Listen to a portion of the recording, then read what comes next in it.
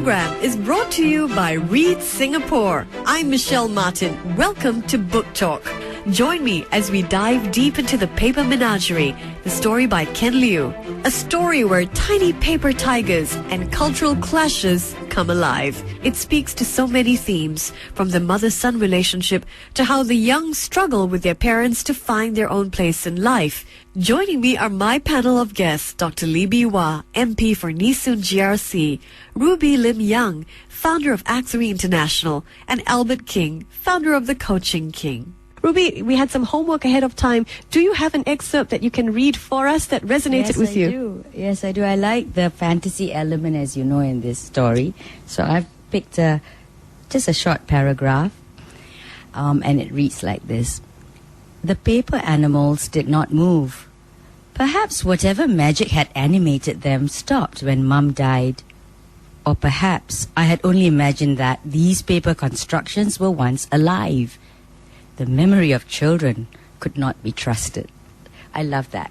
I really love that. And I somehow thought you would have picked that. I have that right here in my notes. Yeah. And yeah, it says it all about, it gives you goosebumps, right? You read it and you say, oh, wow, how lovely to be thrown into a different reality. And that line, the memory of children cannot be trusted.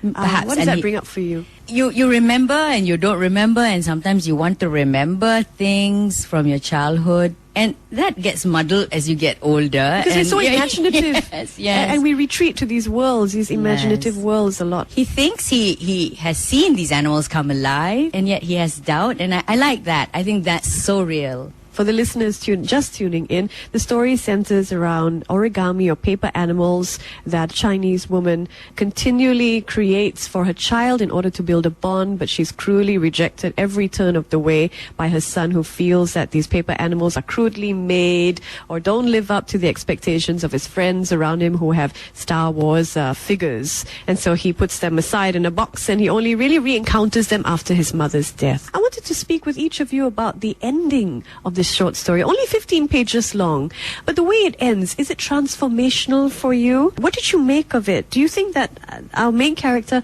comes to any sort of realization that he perhaps has hurt the person who has loved him the most? I think it has opened a door for him. If he had shut that door for the longest time ever, I think that's what it's done. It has opened a door for him. And I like it because it doesn't say that he's going to do all these wonderful things after that. I like it for the way it ended. Did you like the ending, Dr. Lee? The fact that he went to look for an interpreter, that means he's keen to find out more and the details of it. And of course the story, the ending, the story is very sad. I almost cried. I cried quietly. I'm glad I'm not alone. I was moved too. Yeah.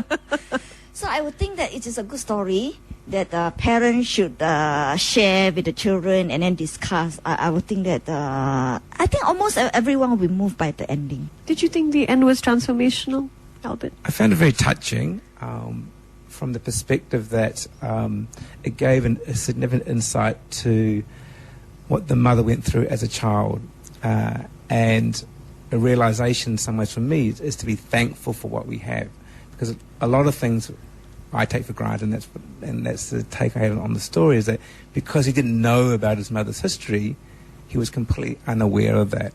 And reading that final letter actually gave him a significant awareness of the struggles that she went through.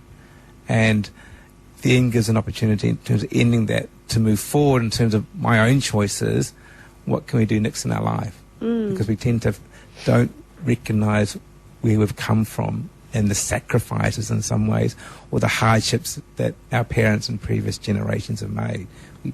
I take it for granted a lot, and that's how I took from the story as well. Did anybody reflect on making amends with parents or older generations, and whether it becomes too late, that point, that line that you cross? Does our character make amends with his mother, in your opinion? Is he able to?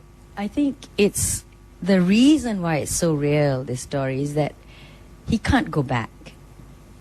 He can't. But then there is this Qing Ming portal, because in the story the mother says, Qing Ming. There's a light of hope, but for him, she'll come through. Yeah. But yeah, and that's great, right? Because it just suggests that there is that possibility. But It's the open ending that make the story interesting. Up to our imagination what he will do next. Yes, yes. One of the lessons I took from it was, we were talking about children, would you share the story with your children? So for me, it's the appropriate age of my children that I'd share it with. And I would share it with my teenage children. And so one of the lines in there for me is get to know your parents and your grandparents. Because as teenagers, they're not focused on that. That's my experience. And then here's a great story to say, we never know. It may be too late. And there's such depth in history and an opportunity to learn about, again, our parents from while they're alive, because once they're gone, then that opportunity, the door's closed. What is the main lesson that you took from this, your own reading, that you would like to share? As parents, I hope that we can have more communication, more time, and have better understanding of each other. I think the story is very real, even in Singapore's context.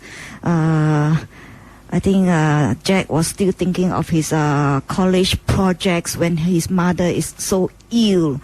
Then I thought, oh yeah, nowadays I think it happened in Singapore as well. Ruby, is there a lesson that you'd like to share with children? Perhaps our children listening in? it's about celebrating differences. I also thought about children who come from mixed cultures, and if this book would resonate well with children. I think as a child, not Chinese descendant, born in an overseas country, there are challenges as a minority, and he talks about being a minority in the subtext. And parents sometimes don't realise the impact it has on their children, and how it takes on throughout their lives and their relationships and how they see things. This program is brought to you by Read Singapore. For more information, visit nlb.gov.sg/Read